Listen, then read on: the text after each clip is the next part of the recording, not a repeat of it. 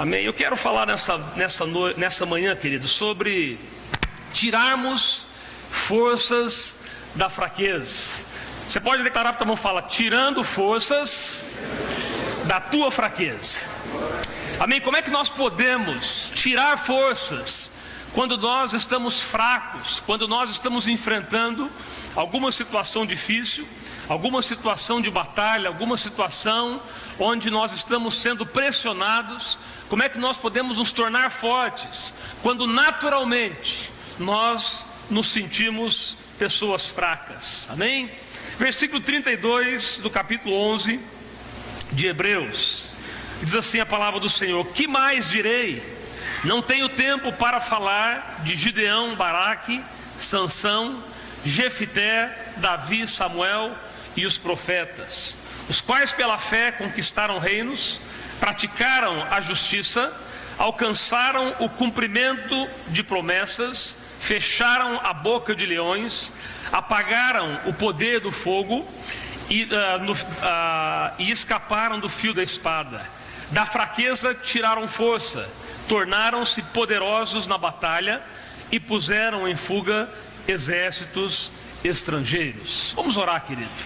Pai querido, nesta manhã nós queremos consagrar este momento da palavra, pedir que tu estejas falando ao coração do teu povo, que a palavra flua com liberdade, Senhor. Usa a minha vida para que eu possa apenas transmitir aquilo que está no teu coração, e a tua palavra possa ministrar, não apenas trazendo um conhecimento, mas trazendo impacto, trazendo mudança, trazendo transformação, levando-nos, Pai, a entender, Pai, que em Ti nós podemos, mesmo no meio das batalhas, mesmo no meio das lutas, sermos vitoriosos, sermos mais do que vencedores.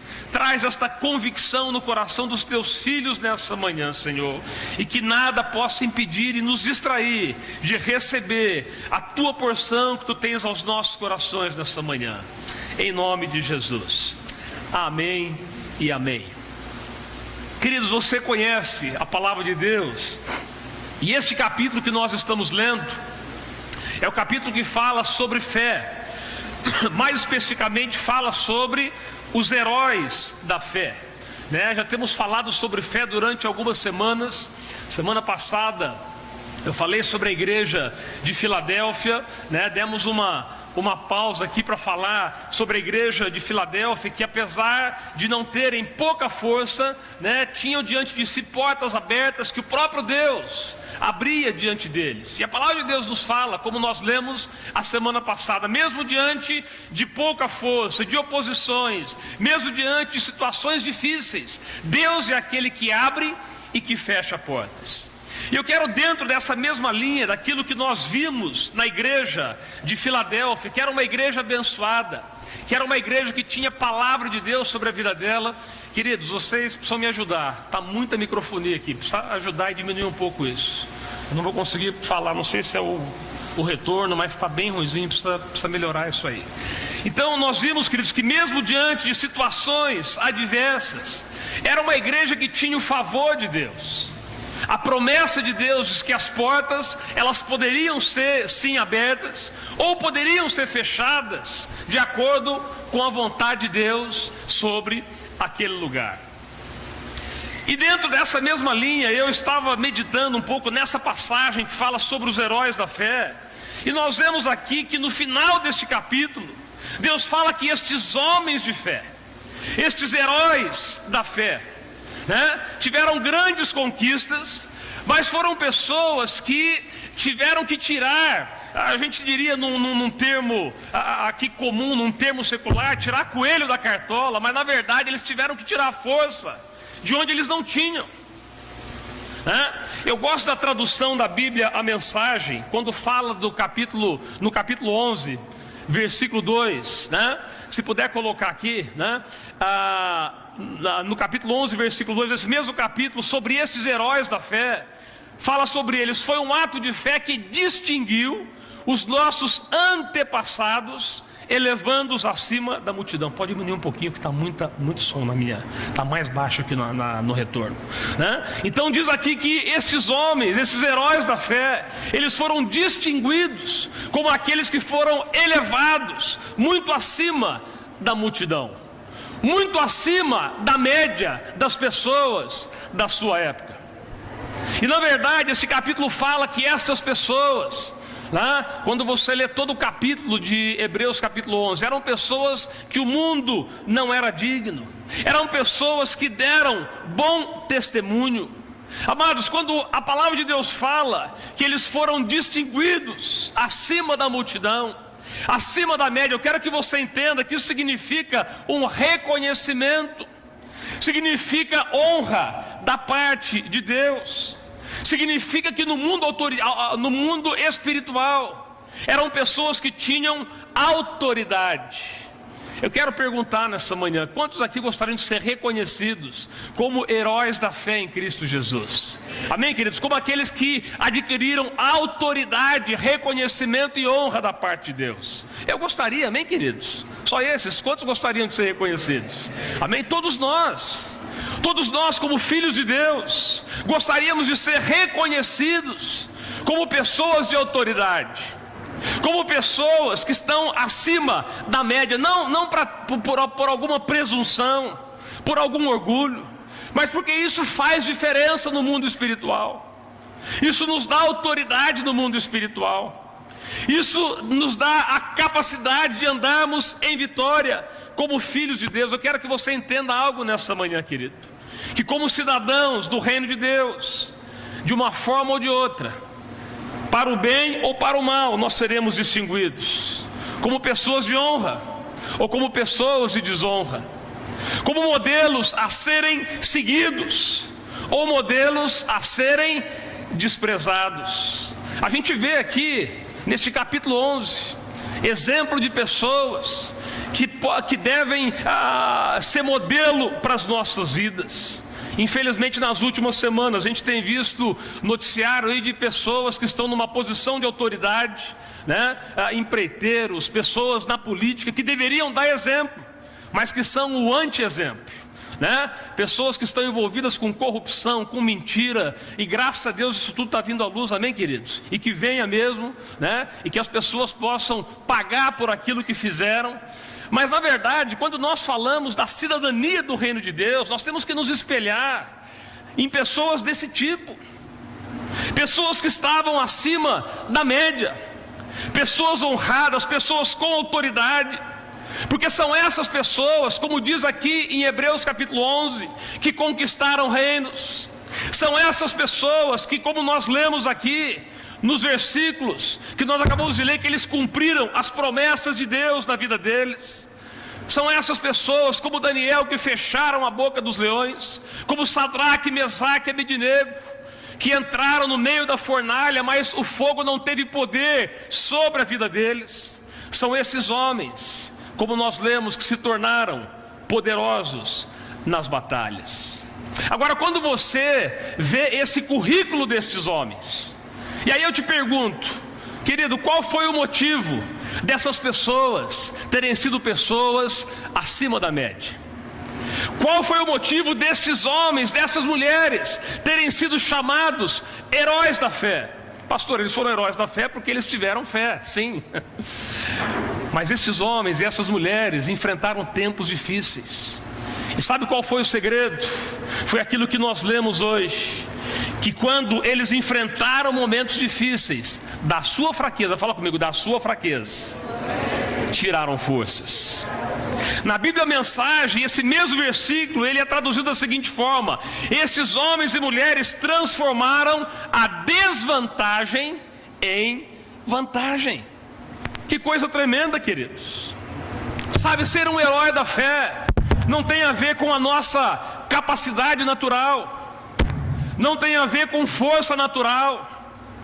Ser alguém que se distingue como alguém honrado, como alguém que é reconhecido no mundo espiritual, não tem a ver com qualificações naturais que nós possamos obter neste mundo. Sim, essas coisas são importantes, mas o que nos qualifica no mundo espiritual é saber que muitas vezes, mesmo sendo pessoas fracas, incapazes, pessoas que, como a igreja de Filadélfia, se encontram com pouca força, são pessoas que da sua fraqueza tiram a força do Senhor, amém, querido?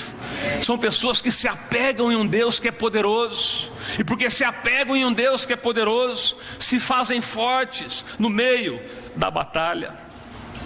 Porque é importante nós entendermos isso, para mostrar para cada um de nós que nós só vamos conseguir sermos pessoas relevantes, como cidadãos do reino, quando nós dependemos do Senhor, quando nós nos apegarmos na presença de Deus nas nossas vidas. Agora, quando eu falo sobre fraqueza, eu quero que você entenda, não quer dizer que que muitas vezes nós, porque nos sentimos fracos, nós temos que permanecer com a nossa fraqueza. Na verdade, você lembra quando Deus chamou Josué, e ele colocou o desafio para Josué, que ele tinha a terra prometida diante dele, ele tinha que conduzir o povo naquela terra. A primeira coisa que ele disse para Josué, o que foi? Josué, seja o quê? Forte e corajoso. Por que Deus precisou falar isso para Josué? Porque no interior dele, provavelmente ele se sentia um fraco, ele se sentia incapaz.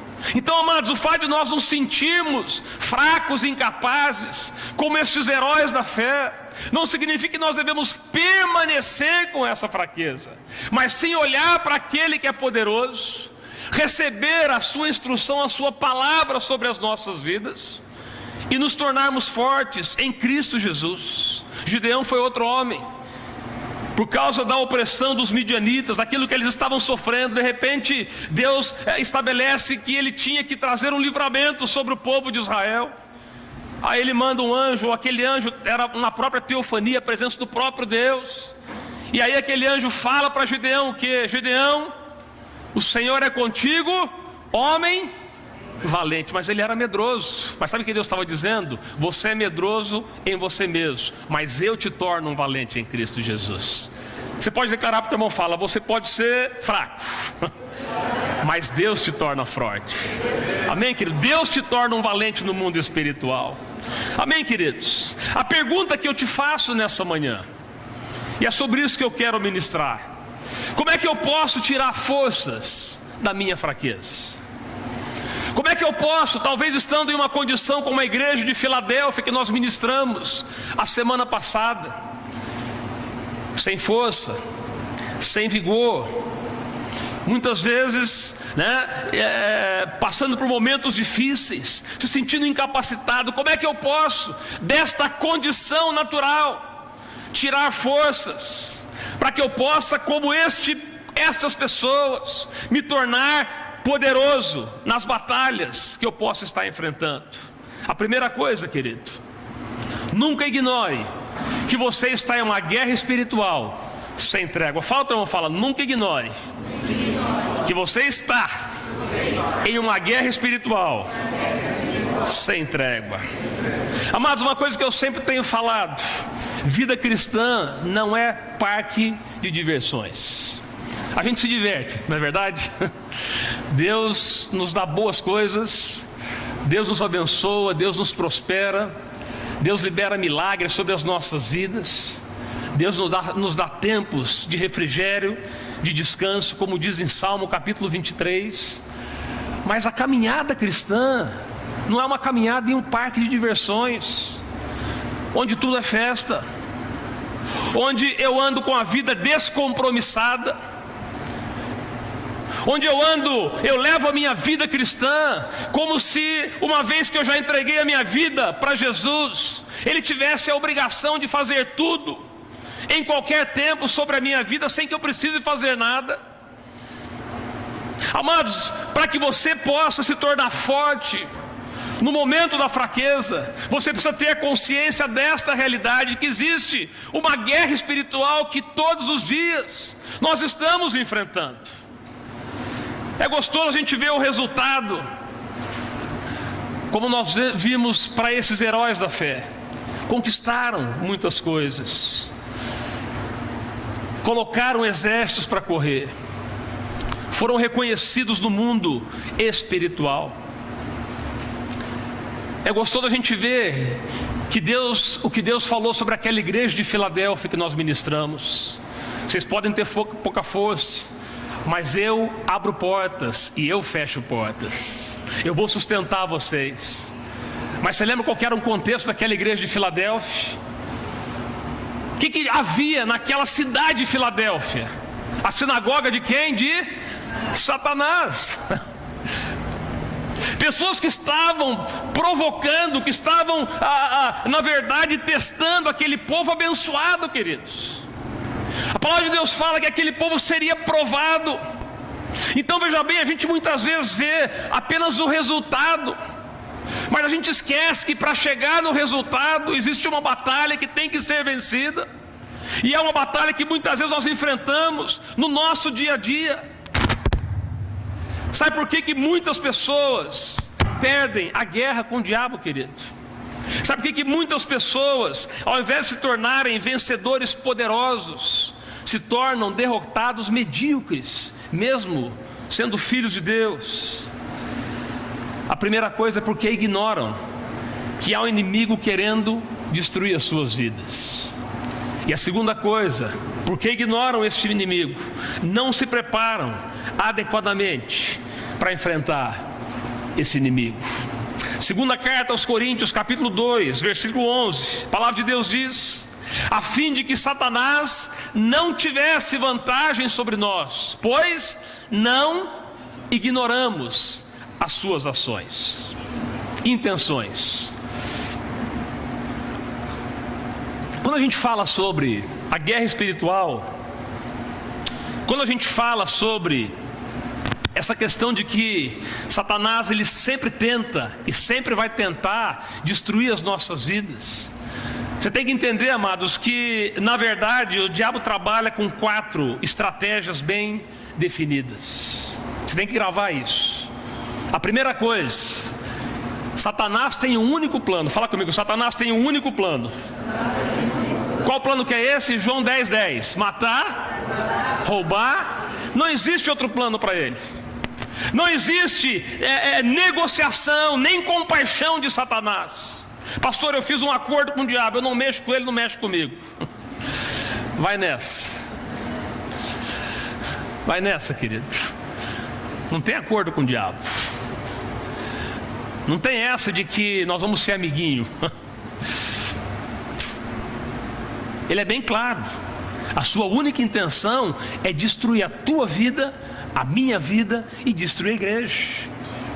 A segunda coisa, a segunda estratégia do diabo, sabe qual é? É que ele é insistente. Fala para eu falar, ele é insistente. O que significa alguém que é insistente? Que nunca desiste. Ou seja, se hoje ele não conseguiu nada com você, te prepara, porque amanhã vem chumbo grosso, querido. Você não pode vacilar, querido. Você não pode baixar a guarda. Sabe por que muitas pessoas, na sua fraqueza, elas acabam se tornando derrotadas e não fortes em Jesus? Porque na sua fraqueza, elas desprezam. Sabe que elas têm que depender do Senhor a cada dia e resistir ao diabo, porque ele não vai descansar, querido. Satanás é insistente. Uma terceira coisa, a primeira que eu falei, ele tem um único plano. A segunda coisa qual é? Que ele é persistente, ele é insistente. Sabe qual a terceira coisa? Ele não tem pressa. Volta, não fala, ele não tem pressa, meu irmão. Você lembra quando ele foi tentar Jesus, antes de Jesus iniciar um ministério? Jesus está no deserto, 40 dias de jejum. Você sabe que Satanás aparece lá, transforma essas pedras em pão, né? Sabe, se você prostrado me adorar, eu te darei todos os reinos deste mundo. Sabe, se você se jogar lá do pináculo, você pode dar ordens, os anjos vão te segurar. Ele tentou de todas as formas. Ele teve sucesso ou não? Nenhum. Jesus não cedeu em nada. Mas quando você vai para o término dessa tentação, onde o diabo, ele foi derrotado naquela estratégia. Interessante que Lucas, capítulo 4, versículo 13, diz o seguinte: tendo terminado todas estas tentações, o diabo o deixou o quê? Até a ocasião oportuna, querido. Não deu certo hoje? Tudo bem. Amanhã a gente tenta de novo. Ele tem os capetas dele e fala: ô pessoal, hoje não deu. Hoje aquele crente venceu, foi vitorioso, mas amanhã vamos aumentar a carga, vamos mudar a estratégia, vamos fazer isso, vamos fazer aquilo. Mas eu não quero colocar medo em você, querido, mas tem que se preparar, amados. A nossa batalha é diária. A guerra espiritual, ela é constante, amados. O diabo, ele é persistente, ele não tem pressa. E você sabe qual que é a última estratégia que eu quero colocar para você do diabo? Fala comigo: o campo de batalha de Satanás. Fala para o teu irmão, fala, é a tua mente. Você lembra? 2 Coríntios 4, versículo 4, sobre os incrédulos. Como é que Satanás retém as pessoas na incredulidade, ou retém as pessoas longe da salvação em Cristo Jesus? Nos quais o Deus desse século fez o que, querido? Cegou o que? O entendimento. O entendimento está onde? Na mente. Cegou o entendimento dos descrentes para que não vejam a luz do Evangelho, da glória de Deus, que é, da glória de Cristo, que é a imagem de Deus. Quem já leu aquele versículo? Mente vazia? Onde é que fica esse versículo? Alguém já está procurando aí, né? Isso não é versículo, isso é um ditado, amém, queridos? Mas funciona, é verdade. Fala comigo: mente vazia, oficina do diabo. Quando a tua mente está vazia, fica vagando, é um prato cheio para o diabo. Esse é o campo de batalha de Satanás, querido. Amém? Para você lembrar, fala comigo: Satanás tem um plano: matar, roubar e destruir. Fala, o segundo qual é? Ele é? O segundo? Não tem pressa. E o terceiro? E o quarto? Seu campo de batalha é onde, querido? Na nossa mente. Por isso em Colossenses 3, 1 e 2, a palavra de Deus diz: vocês ressuscitaram com Cristo. Procurem as coisas que são do alto, onde Cristo está sentado à direita de Deus. Mantenha o pensamento. Põe a mão na tua mente. Fala assim: mantenha o pensamento. Fala assim: mente. Você tem que pensar as coisas do alto e não as coisas terrenas. Amém, querido? Sabe, a nossa mente tem que ser doutrinada, queridos, a pensar, a projetar as coisas de Deus. Porque a guerra que nós temos muitas vezes se trava aqui na mente. Sabe uma das coisas que mais me assusta no meio cristão? É quando eu vejo pessoas que antes pensavam em Jesus com paixão, de repente se tornam apaixonados pelo pecado. O que mais me assusta muitas vezes é pessoas que eram apaixonadas pela palavra de Deus, mas de repente começam a curtir, a se deliciar com escritores imorais, escritores ateus, escritores apóstatas, que blasfemam da palavra de Deus. O que me assusta muitas vezes, querido, é ver pessoas que um dia foram batizadas nas águas, batizadas no Espírito Santo, mas de repente parece que se desconvertem do Evangelho, e não raras vezes acabam voltando à idolatria, a práticas abomináveis, e até blasfemam contra Deus. O que me assusta muitas vezes é ver pessoas que um dia desfrutaram da comunhão, do relacionamento com o corpo de Cristo, dos milagres, mas de repente começam a dizer nos quatro cantos que igreja é um lugar de pessoas sem amor e pessoas hipócritas. Você já viu pessoas que mudaram seu modo de pensar?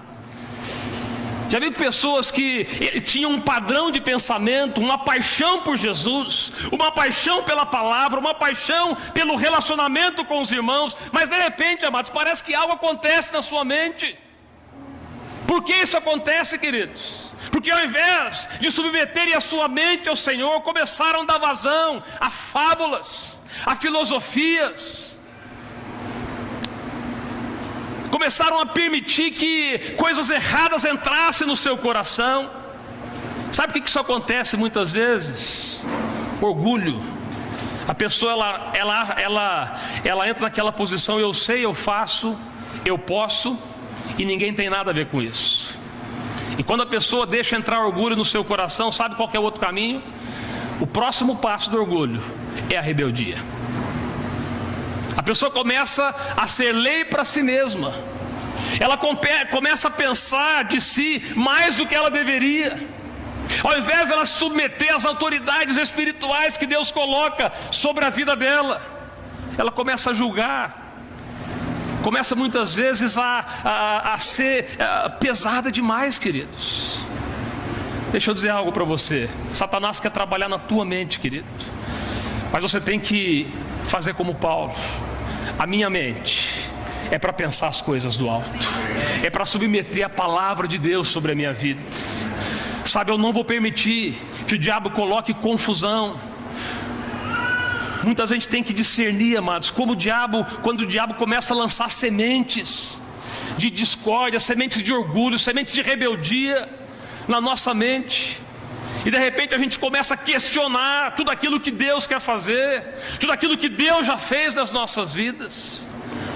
É triste, queridos, ver pessoas que hoje estão longe do Senhor, jovens, adultos, que deveriam ser uma força, sabe, que deveriam estar numa fase de ganhar vidas, de uma paixão grande por Jesus, mas estão sendo enganadas por Satanás. Sabe por quê? Porque quando estavam fracos, ao invés de voltarem o seu coração para Deus, permitiram que Satanás entrasse com engano nas suas mentes. Mas eu quero declarar que a tua mente é uma mente guardada pelo Senhor, amém, querido? A palavra de Deus diz em Efésios que a paz de Cristo guardará o nosso coração e a nossa mente. Eu quero declarar que a paz de Cristo vai guardar a tua mente, vai guardar o teu coração, em nome de Jesus, amém, queridos? A segunda coisa que é importante: como nós podemos transformar fraqueza em força. Nunca despreze. Fala ao teu irmão, fala: nunca despreze a sua identidade espiritual. Amado, você tem que entender nessa manhã: quando você entregou a tua vida para Jesus, Deus te deu uma identidade. Você passou a ser fulano de tal, pertencente a Cristo. Você passou alguém que faz parte do reino de Deus. Você passou a ter uma identidade espiritual na tua vida. Não apenas você passou a ter uma identidade, você passou a ser chamado um filho de Deus, mas Deus também te deu o quê? Ferramentas e capacitação para que você pudesse enfrentar as batalhas que você enfrenta. Agora, muitas pessoas, no momento de fraqueza, acabam se tornando mais fracos. Sabe por quê? Porque desprezam quem eles são em Cristo Jesus. Salmo 84, versículo 5. Salmo 84, versículo 5 ao versículo 7.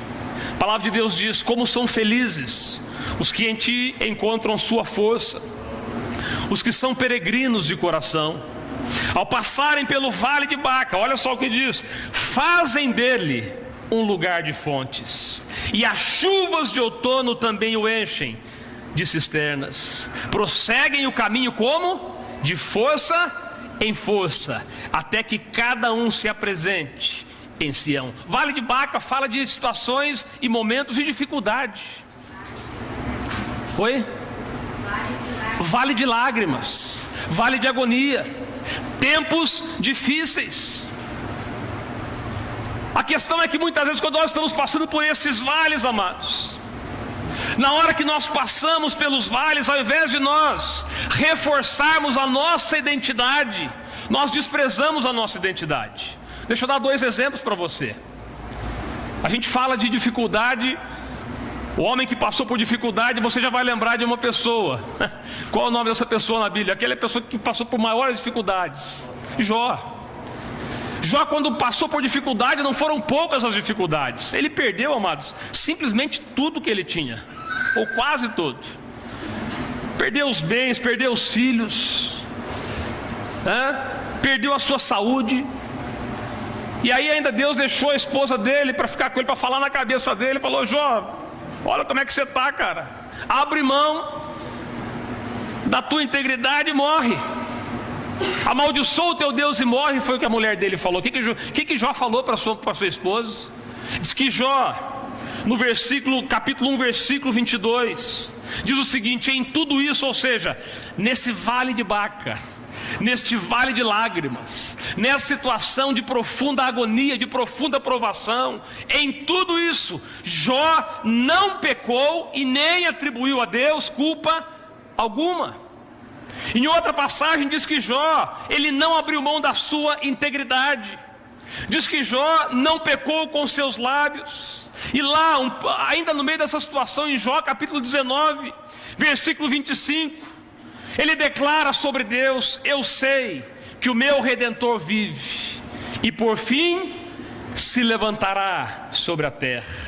E depois que o meu corpo estiver destruído e sem carne, então eu verei a Deus. Eu verei com os meus próprios olhos, eu mesmo e não outro, como anseia o meu peito, no peito, o coração. Amado, Jó, ele passou por situações difíceis.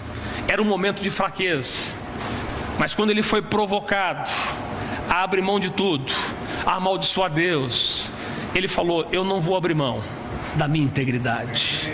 Deus deu, Deus tomou, louvado seja o nome do Senhor. Diz que em tudo Jó não pecou, querido. Sabe, nós vemos aqui um homem que estava fraco por fora, mas era o quê? Forte por dentro. Agora, o anti-exemplo de Jó qual é?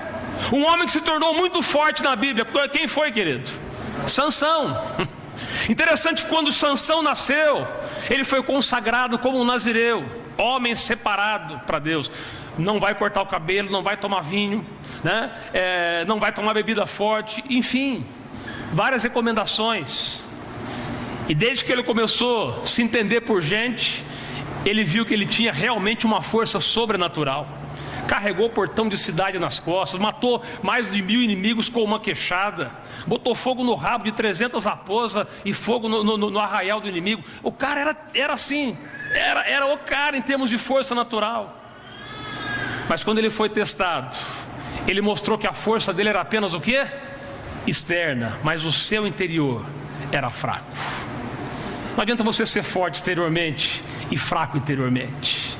No momento da prova, você abre mão da tua identidade, você abre mão da tua posição em Cristo Jesus, queridos. Nós lemos no começo que esses heróis da fé eram pessoas que se distinguiam acima da multidão, acima da média. Eram pessoas o que? Honradas, reconhecidas no mundo espiritual, e pessoas com autoridade. Amados, o que te dá autoridade é quando em um momento de luta, em um momento difícil, um momento onde você se encontra fraco emocionalmente, fraco fisicamente para enfrentar, você diz: eu sei que o meu Redentor vive, eu sei que Ele não me abandonará. Eu não vou abrir mão da minha identidade espiritual. Eu não vou abrir mão, sabe, de reconhecer que Deus é poderoso, que Ele merece toda a honra, toda a adoração e todo o meu louvor. Como estou entendendo nessa manhã, queridos? Nós vamos assumir essa posição, que nós temos uma identidade e não podemos desprezar a nossa identidade espiritual. Quando a gente estiver passando pelos vales de Baca, pelos vales de lágrima, pelos momentos difíceis nas nossas vidas. Uma terceira coisa que eu vejo nesse texto, que é importante nós ressaltarmos nessa manhã: como transformar fraqueza em força. Submeta, fala para o teu irmão, fala: submeta a sua carne ao Senhor. Agora fala para você mesmo, dá um beliscão e você fala: submeta-se ao Senhor. Amado, sabe como é que você pode continuar muito fraco e derrotado no dia da angústia? É só você deixar que a tua carne domine o pedaço. Quando eu pergunto para você, nós somos feitos do que, querido? 3 partes. O pessoal que está fazendo PBC sabe, né? Espírito, alma e corpo. Quando a gente é salvo, o que é salvo, querido? O que é redimido em Cristo Jesus? Se você morresse agora, o que sobraria de você? Espírito. É teu espírito que foi salvo. Nós viemos do pó, ao pó nós voltaremos. Essa carne ela vai se desfazer se Jesus não vier, né? Um dia todos nós iremos morrer. Então essa carne ela vai se desfazer. Agora, quando se fala de salvação, quando se fala de transformação, é o nosso espírito que foi salvo, que foi redimido, e a nossa alma e a nossa carne estão sendo. Agora, a carne nunca se converte, querido, sabia? A tua carne nunca se converte. A gente tem uma natureza que sempre vai desejar aquilo que é ruim, aquilo que é mal, aquilo que desagrada ao Senhor. E quando a gente sabe disso, a gente tem que entender que na vida cristã, você não vai poder deixar que a carne determine o que você vai fazer. Que a alma determine os passos que você vai dar. Quem tem que determinar é o nosso espírito redimido, que conhece a palavra de Deus, que sabe aquilo que é certo, que quer agradar ao Senhor. Você lembra quando Jesus, ele estava lá na véspera de ser crucificado, ele vai para o Getsemane, quem ele leva junto com ele, querido? Os três mais chegados, Pedro, Tiago e João. Fala comigo, Pedro, Tiago e João. Então os três foram juntos com Jesus. Aí chega naquele momento da agonia, Jesus chega ali no Getsemane, está lá reunido com os três, e aí ele fala para aqueles três: olha pessoal, eu vou orar, porque Jesus já estava prevendo o que ele ia passar naquele momento, estava em agonia. Fiquem aqui. Mas Jesus estava querendo o que, queridos? Companhia, sim ou não? Quando você está num momento difícil, o que você quer? Quando você fala assim, o que a gente precisa quando a gente está passando por momentos difíceis? A primeira coisa é a presença de Deus. Mas a segunda coisa o que? É a presença dos amigos, dos irmãos, das pessoas que vão poder nos apoiar, orar junto com a gente. Está passando por aquele momento difícil, aí Jesus sobe para orar. Agora eu quero que você entenda, aquele momento era um momento difícil para quem? Eu estou falando de 4 pessoas: Jesus, Pedro, Tiago e João. Aquele momento era difícil para os 4. Sabe por quê, querido? Vamos separar. Para Jesus era muito difícil, por quê? Porque ele sabia que dali a pouco ele seria crucificado. Ele passaria pela agonia da cruz. Ele levaria os pecados de todo mundo nos seus ombros. Mas para Pedro, Tiago e João também era um momento difícil. Por quê? Porque eles sabiam que dali a pouco Jesus não estaria mais com eles. Eles perderiam a referência, eles seriam perseguidos. As proporções são diferentes, mas era um momento difícil para ambos. Agora a pergunta que eu te faço é como cada um deles encarou aquele momento. Jesus encarou de uma forma e os 3 encararam de uma outra forma. No momento de agonia, o que Jesus fez? Pessoal, eu vou ali e vou orar. Ele foi num canto, ele orou quantas vezes, querido? Diz que 3 vezes ele foi. Diz que quando ele começou a orar diante de Deus, ele suava gotas de sangue. Tal era a agonia que ele tinha naquele momento. E ele perguntou para Deus: Deus, está difícil, se possível, afaste de mim esse cálice. Olha, é difícil, eu sou tão fraco que a minha carne não sei se vai aguentar esse negócio. Mas ele termina dizendo: olha, a minha carne não quer, no entanto, faça-se a tua vontade. Então era um momento de fraqueza, mas ao mesmo tempo, o que ele fez, querido? Olha, Deus, eu quero fazer, olha, é difícil, a tua vontade. Eu sou tão fraco que a minha carne não sei se vai aguentar. Para os 3, o que eles fizeram naquele momento de agonia, naquele momento de fraqueza, querido? Dormiram. Ao invés de eles ficarem alertas, vigilantes, apoiando Jesus, sendo apoiados também, sabe o que eles fizeram? Dormiram.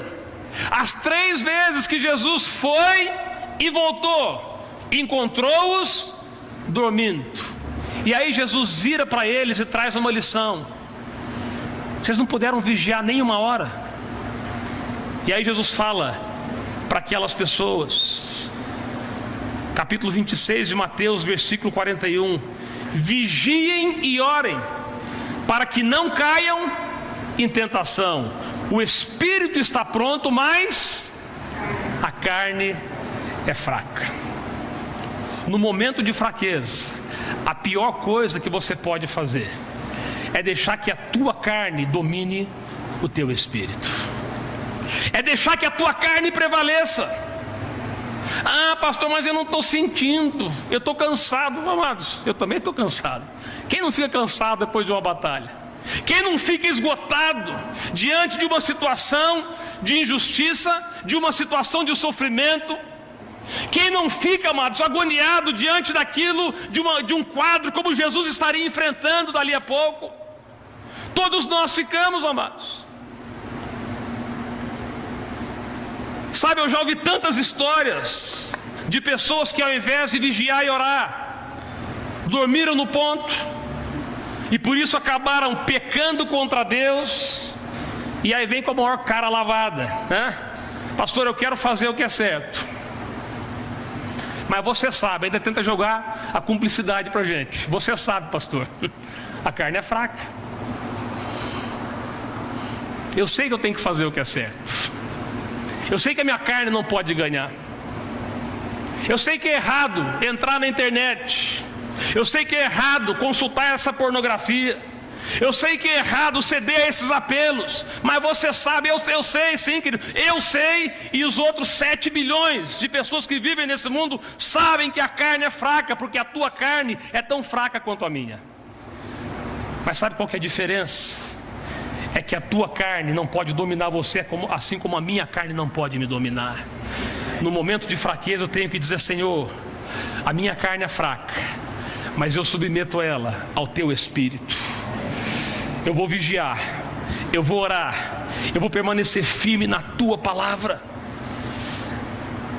A nossa carne não pode dominar o nosso espírito, querido, porque senão no momento de fraqueza nós seremos sem dúvida vencidos. Deixa eu te dar um segredo muito importante. Aquilo que você não mata hoje, amanhã pode matar você. Sabia disso? Saul, o primeiro desafio que ele teve quando ele se tornou rei, o profeta Samuel chama Saul e fala: Saul, Deus está te dando um desafio para você como rei. Tem um povinho lá, os amalequitas, os caras são terríveis e eles têm que ser totalmente exterminados. O que Saul fez? Matou quase todo mundo. Deixou o rei, deixou lá uns bichos, mas não sei o que. Por causa disso, Samuel trouxe uma palavra de julgamento. Saul perdeu o reino. E sabe, lá na frente, depois que Saul, de tanto fazer bobagem, Deus tirou o reino dele. E no dia que ele foi morto, sabe quem que enterrou a espada em Saul? Um amalequita. Um daqueles que ele não matou totalmente alguns anos antes, foi o que matou ele depois. Amado, se você não aprender a submeter a tua carne ao teu espírito, a tua carne um dia pode determinar a tua morte espiritual. Ela não pode ganhar parada, querido. Todos nós passamos por momentos de fraqueza. Todos nós passamos pelo vale de Baca. Todos nós passamos por momentos onde nós seremos provados, testados. Mas nesse momento, querido, a nossa carne não pode prevalecer. O meu espírito tem que lembrar, sabe, Deus me resgatou para que eu possa viver em vitória. Deus tem propósito na minha vida. Jesus, quando estava naquela agonia, ele falou: olha, a minha carne não quer, mas seja feita a tua vontade. E quando ele termina esse momento de falar com os discípulos, antes mesmo que aqueles acusadores, guiados por Judas, chegassem até Jesus, Jesus fala uma palavra: estou pronto. Você pode ler lá depois em Mateus 26. Sabe o que ele estava dizendo? Olha, está difícil o momento, mas o estar na presença de Deus me fortaleceu para passar por esse momento. Eu vou passar, o diabo vai pensar que ele venceu, mas daqui a pouco, daqui 3 dias, a vitória vai ser decretada. A mesma coisa sobre a tua vida, querido. Se no momento de fraqueza você determinar sobre a tua carne: você não vai me vencer, o que vai vencer é a palavra de Deus. Você vai fazer a vontade de Deus. Parece que você vai ser derrotado nesse momento, mas dali a pouco a vitória será liberada sobre a tua vida. É assim que funciona, querido. Por isso, no momento de fraqueza, submeta a tua carne ao teu espírito. Um quarto ponto, como nós podemos nos tornar fortes no meio da fraqueza. Estou dando alguns alertas para você hoje. Em momentos de fraqueza, cuidado com as soluções que são fáceis. Quando Jesus vai no deserto, como eu falei, antes de começar o seu ministério, diz que ele fica 40 dias ali em jejum. Amados, o que você sente quando você está em jejum? Fome. Diz que ele teve fome. E o que pode mais nos tentar quando nós estamos com fome? Alimento. Jesus, você está com fome? Transforma essas pedras em pão. Tem pão fresquinho aí para você. Muitas vezes, amados, quando a gente está no momento de dificuldade, a gente vai ser tentado a solucionar aquele momento, aquela situação, com uma satisfação imediata. É o que aconteceu com Esaú, um homem que tinha promessas de Deus, que tinha um legado de herança sobre a sua vida, mas de repente um dia ele sai para caçar, e quando ele está voltando com fome, quem que estava no caminho? O irmão dele, mala, Jacó, usurpador, mentiroso. Com o que, querido? Com um prato de lentilha, quentinho. Esaú, eu posso solucionar o teu problema. Eu posso dar uma resposta para a tua fraqueza, para essa fome que você está sentindo. Está aqui a comida. Amados, é assim que o diabo faz. Cuidado com as soluções fáceis. Às vezes a gente está enfrentando momentos difíceis, e a gente muitas vezes se encontra tão vulnerável, a gente se encontra tão fraco, querido. E nessa hora, muitas vezes, vem aquelas pessoas que são enviadas pelo inimigo, às vezes até sem saber, e oferece uma solução fácil. Às vezes é um jovem que está com os hormônios à flor da pele.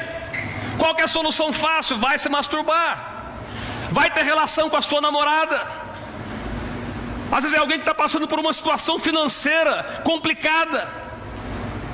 Todo mundo faz, pastor. Até o advogado falou essa semana que o Brasil, todo mundo, qualquer paralelepípedo, tem esquema para se colocar isso aqui. Então todo mundo faz. O Brasil é assim mesmo. Amados, engano, mentira do inferno, querido. Fuja daquelas soluções que são fáceis, mas são malignas para resolver o teu problema. Quando o diabo ofereceu pão para Jesus, Jesus trouxe uma resposta imediata: nem só de pão viverá o homem, mas o que? De toda palavra que procede do trono de Deus. O que te sustenta não é o pão natural, mas é a palavra que sai do trono de Deus, querido. Sabe, não aceite soluções fáceis, mesmo que fisicamente você esteja fraco, você esteja passando por um momento de dificuldade.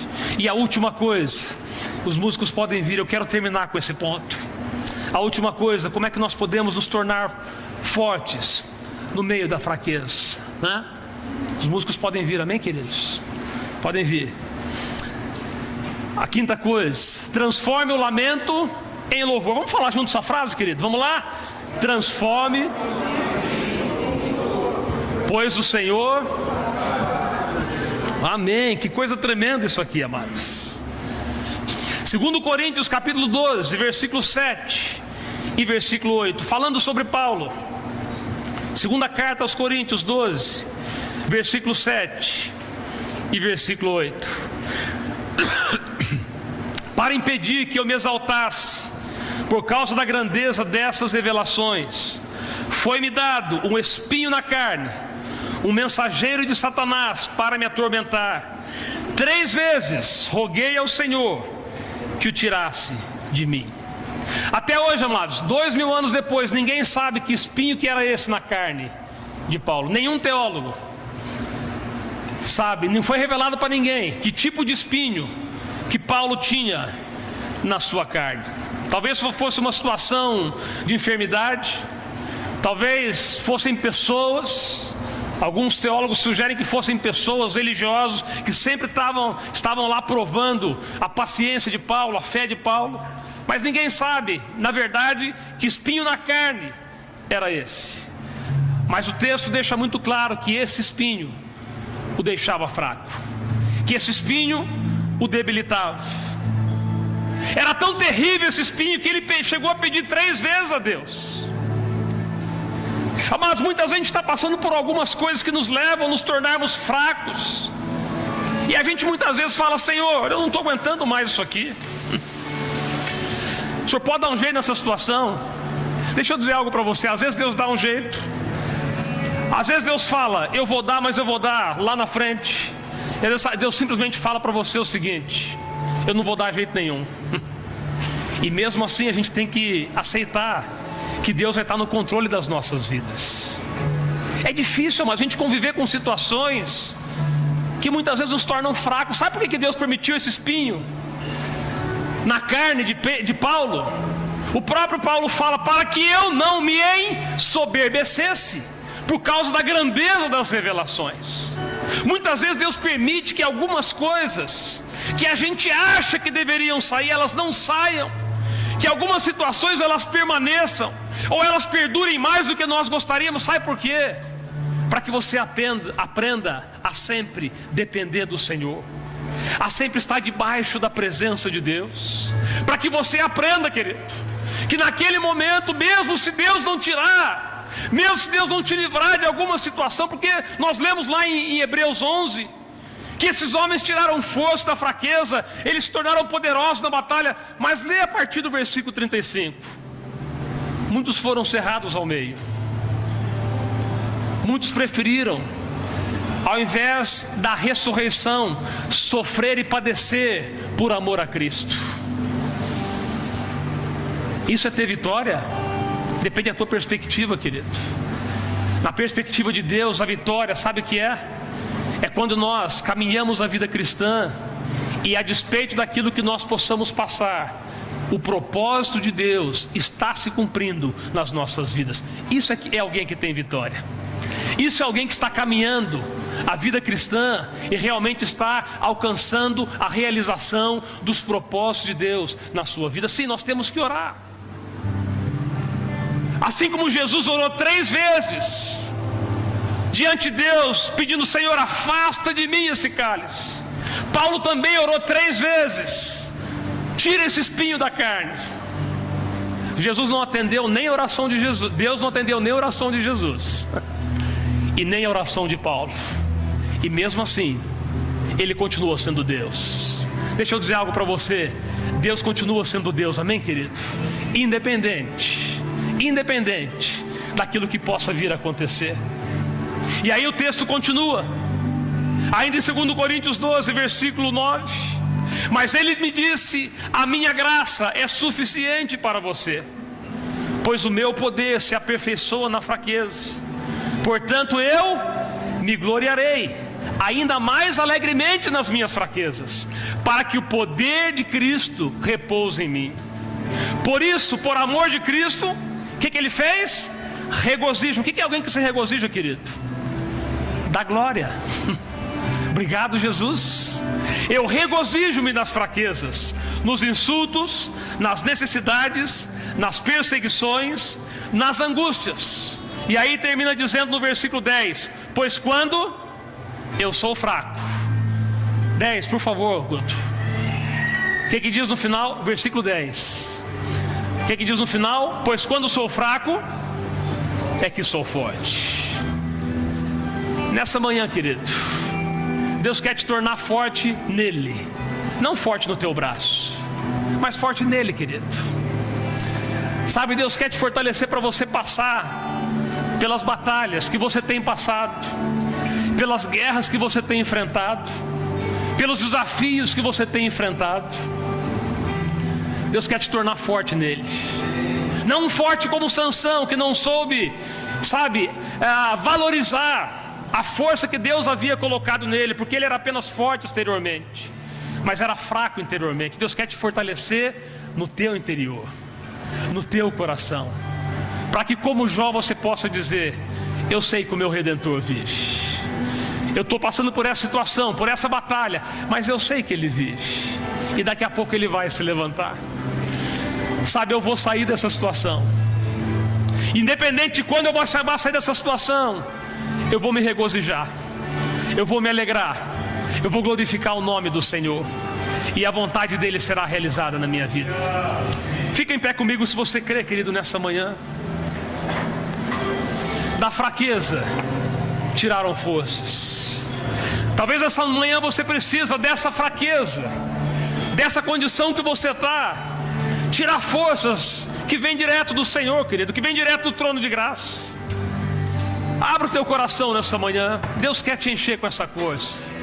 Deus quer te encher com a sua graça nessa manhã. Oh, abre teu coração ao Senhor. Abre teu coração a Ele. Enquanto a gente canta esse cântico,